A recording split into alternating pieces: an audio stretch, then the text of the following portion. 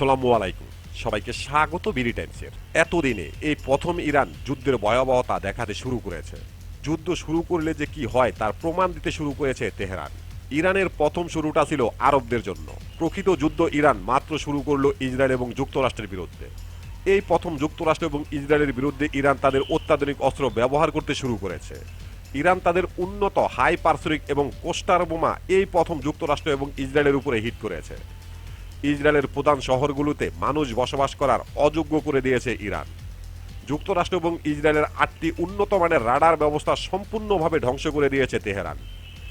ইরানের হামলার কারণে ইসরায়েলের প্রধান শহরগুলোতে এখন আর আপাতত কোনো মানুষ বসবাস করতে পারবে না।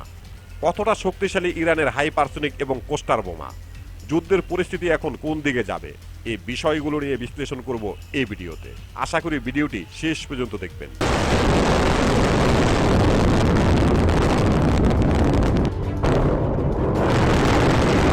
ইরানের সাথে ভয়াবহ যুদ্ধ শুরু করেছে যুক্তরাষ্ট্র, ইসরায়েল এবং মধ্যপ্রাচ্যের কুলাঙ্গার আরবরা।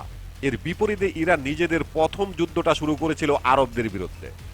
মধ্যপ্রাচ্যে যুক্তরাষ্ট্রের বিস্তৃত 27টি সামরিক ঘাঁটি এবং ইসরায়েল সহকারে প্রায় 30টি ফান্ডে একযোগে ভয়াবহ হামলা শুরু করেছিল ইরান। কিন্তু তাদের এই হামলায় তারা তাদের আধুনিক কোনো অস্ত্র ব্যবহার করেনি। বিভিন্ন মডেলের ড্রোন, শর্ট এবং মিডিয়াম পাল্লার 90 দশকের মিসাইলগুলো ব্যবহার করে যুদ্ধ শুরু করেছিল ইরান। এর মাধ্যমে ইসরায়েল, যুক্তরাষ্ট্র এবং পুরো আরব বিশ্বকে অন্ধকার করে দিতে সক্ষম হয়েছে তেহরান। পাশাপাশি হরমুজ প্রণালী বন্ধ করে দিয়ে পুরো আরব বিশ্বকে হাতের মুঠোর মধ্যে নিয়ে এসেছে আইআরজিসি। অপরদিকে যুক্তরাষ্ট্র এবং ইসরায়েলের জন্য যুদ্ধের এক সপ্তাহ পর ইরান তাদের আধুনিক অস্ত্রের ধ্বংস দেখাতে শুরু করেছে যুক্তরাষ্ট্র এবং ইসরায়েলকে। যুক্তরাষ্ট্র এবং ইসরায়েলের বিরুদ্ধে ব্যবহার করতে শুরু করেছে ইরান তাদের আধুনিক অস্ত্র।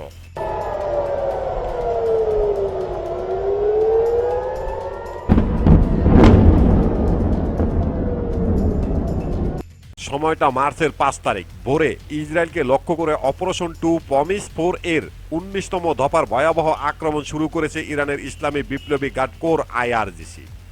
ড্রোন ও ক্ষেপণাস্ত্রের সম্মেলনে চালানো এই যৌথ হামলায় কেঁপে উঠেছে মধ্য ইসরায়েল এবং অধিকৃত আল কুস সহ বিস্তৃত এলাকা। এই অভিযানে ইরান উন্নত প্রযুক্তির হাইপারসনিক ক্ষেপণাস্ত্র ব্যবহার করেছে এবং কিছু ক্ষেপণাস্ত্রে কোস্টার বোমা বা গোচ্ছা বোমা সাজানো ছিল। হামলা শুরু হওয়ার সাথে সাথে পুরো অঞ্চল জুড়ে শত শত সাইরেন বেজে ওঠে এবং আতঙ্কে সাধারণ মানুষ নিরাপদ আশ্রয়ের দিকে ছোটাছুটি করতে থাকে।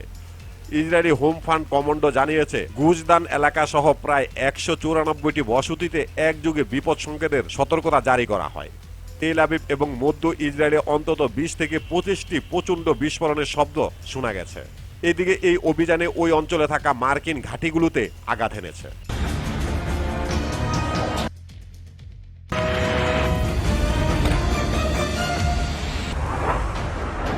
ইসরায়েলে থাকা 2টি মার্কিন সামরিক ঘাঁটি মারাত্মকভাবে ধ্বংস হয়েছে। বিভিন্ন সূত্র থেকে জানা গেছে এই হামলার ফলে অসংখ্য পরিমাণ মার্কিন সেনা হতাহত হয়েছে।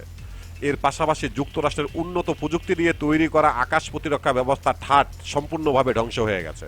যুক্তরাষ্ট্রের পক্ষ থেকে দাবি করা হয়েছে ইরান তাদের অত্যাধুনিক হাইপারসনিক ক্ষেপণাস্ত্র ফাত্তা 2 দিয়ে মার্কিন 2টি সামরিক ঘাঁটিতে হিট করেছে। এর পাশাপাশি 30 থেকে 40টি ড্রোন একযোগে নিক্ষেপ করা হয়েছে ঘাঁটিগুলোর উদ্দেশ্যে। এসবের কারণে যুক্তরাষ্ট্রের আকাশ প্রতিরক্ষা ব্যবস্থা বিভ্রান্ত হয়ে যায়, ইরানের হাইপারসনিক ক্ষেপণাস্ত্র প্রতিহত করতে পারেনি। ইরানের এই ভয়াবহ হামলায় যুক্তরাষ্ট্রের কত পরিমাণ সেনা হতাহত হয়েছে তা মার্কিন যুক্তরাষ্ট্রের পক্ষ থেকে জানানো হয়নি।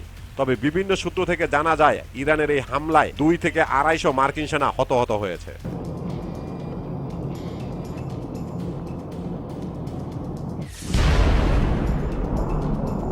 ইরানের এই ভয়াবহ হামলায় সর্বোচ্চ তছনছ হয়েছে ইসরায়েল। 18তম দফার হামলায় তেহরান ইসরায়েলি নিরাপত্তা মন্ত্রণালয় এবং বেন গুরিয়ান বিমানবন্দরের মতো কৌশলগত স্থাপনগুলোতে সফলভাবে আঘাত এনেছে। ওই অভিযানে অন্তত 60টি উন্নত রাডার সিস্টেম ধ্বংস করার মাধ্যমে মধ্যপ্রাচ্যে মার্কিন যুক্তরাষ্ট্র এবং ইসরায়েলের নজরদারির ব্যবস্থাকে কার্যত অচল করে দিয়েছে ইরানের আইআরজিসি। এই হামলায় ইসরায়েলের 3টি আয়রন ডোম এবং 2টি এরোফোর্স আকাশ প্রতিরক্ষা ব্যবস্থা সম্পূর্ণভাবে ধ্বংস হয়ে গেছে। 100 ঘন্টা ধরে অধিকৃত অঞ্চলে নিরবিচ্ছিন্নতা, সাইরেন এবং বাসিন্দাদের ভূগর্তে আশ্রয়ে অবস্থান করাকে তেহরান তাদের দীর্ঘমেয়াদী এবং সুপরিকল্পিত কঠোর প্রতিশোধের অংশ হিসাবে বর্ণনা করেছে। বর্তমানে বেন গুরিয়ন সহ বিভিন্ন এলাকাতে জরুরি বিভাগগুলো আহতদের সহায়তার কাজ করে যাচ্ছে। ইরানের এই অপারেশনটা এতই ভয়াবহ হয়েছে যে ইসরায়েলের অসংখ্য পরিমাণ ভবন মাটির সাথে গুঁড়িয়ে গেছে, বিপুল পরিমাণ মানুষ ধ্বংসস্তূপের নিচে চাপা পড়ে রয়েছে। Mistake tonight, and it will pay for it. The regime in Iran does not understand our determination to defend ourselves. এবার আলোচনা করব ইরানের হাইপারসনিক ক্ষেপণাস্ত্র এবং কোস্টার বোমা কতটা ভয়ঙ্কর। ইরানের হাতে যে হাইপারসনিক ক্ষেপণাস্ত্র রয়েছে তার নাম ফাত্তা-2। ফাত্তা-2 একটি অত্যন্ত উন্নত এবং শক্তিশালী হাইপারসনিক ক্ষেপণাস্ত্র, যা শব্দের গতির থেকেও 15 গুণ বেশি গতিতে ছুটতে সক্ষম। এই হাইপারসনিক গাইডেড ভেহিকল HGV প্রযুক্তি ব্যবহার করে, যা যুদ্ধের ময়দানে রাডার ফাঁকি দিয়ে দিক পরিবর্তন করতে পারে এবং প্রচালিত আকাশ প্রতিরক্ষা ব্যবস্থা দিয়ে আটকানো প্রায় অসম্ভব। ফাত্তা-2 প্রতি ঘন্টায় 18,500 কিলোমিটার গতিতে লক্ষ্যবস্তুতে আঘাত হানতে সক্ষম। ইরানের এই হাইপারসনিক মিসাইল 800 থেকে 1000 কেজি বিস্ফোরক বহন করতে পারে। এর একটি মিসাইলের মাধ্যমে একটি এলাকা কার্যত অচল করে দেওয়ার ক্ষমতা রাখে।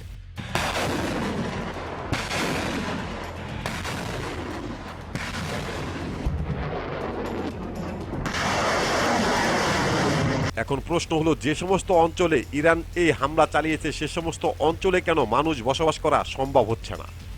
এর কারণ হলো ইরান এইসব অঞ্চলে কোস্টার বোমা ব্যবহার করেছে। প্রশ্ন হলো, কোস্টার বোমা কি? কোস্টার বোমা একটি অত্যন্ত ধ্বংসযোগী মারাত্মক বিস্ফোরক অস্ত্র, যা আকাশে নিক্ষেপ করার পর মাঝ আকাশে ফেটে শত শত ছোট ছোট অসংখ্য বোমায় পরিণত করে এবং বিস্তৃত এলাকায় ছড়িয়ে পড়ে। এটি মূলত বড় একটি সামরিক পরিকাঠামো এবং ট্যাঙ্ক বিধ্বংসী হিসাবে ব্যবহার করা হয়। এর অবিস্ফোরিত ছোট বোমাগুলো ল্যান্ডমাইনের মতো দীর্ঘকাল ঝুঁকি তৈরি করে। একটি বোমার ভিতরে শত শত বোমা থাকে, মাটিতে আছড়ে পড়ার পর সবগুলো বোমা বাস্ট হয় না, অসংখ্য বোমা অক্ষত থেকে যায়, আর যে কোনো সময় এই বোমাগুলো বিস্ফোরণ হতে পারে। আর এই কারণে এই সমস্ত বোমা নিষ্করণ না করা পর্যন্ত ওই সমস্ত এলাকায় কোনো সাধারণ মানুষ বসবাস করতে পারে না।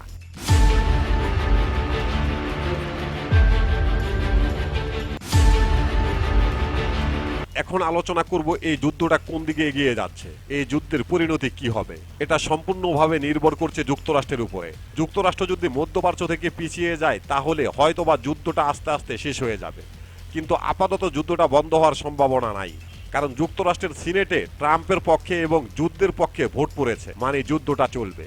এর কারণ হলো যুক্তরাষ্ট্র এখন আর যুদ্ধটা আপাতত বন্ধ করতে পারবে না।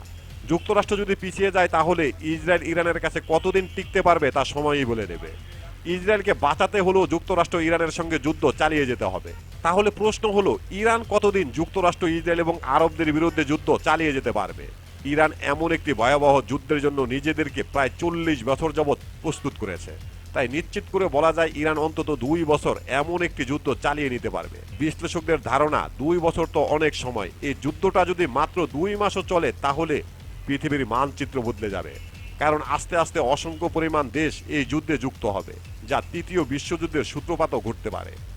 ইসলামের ভবিষ্যৎবাণীতেও উল্লেখ রয়েছে এখানে একটি যুদ্ধ শুরু হবে, যে যুদ্ধে 80টি প্লাগ কিংবা 80টি দেশ সরাসরি অংশ নেবে। এখন শুধু দেখার পালা যুদ্ধটা কোন দিকে যায়। প্রিয় দর্শক, আজকের মতো এখানেই শেষ করছি। আল্লাহ হাফেজ।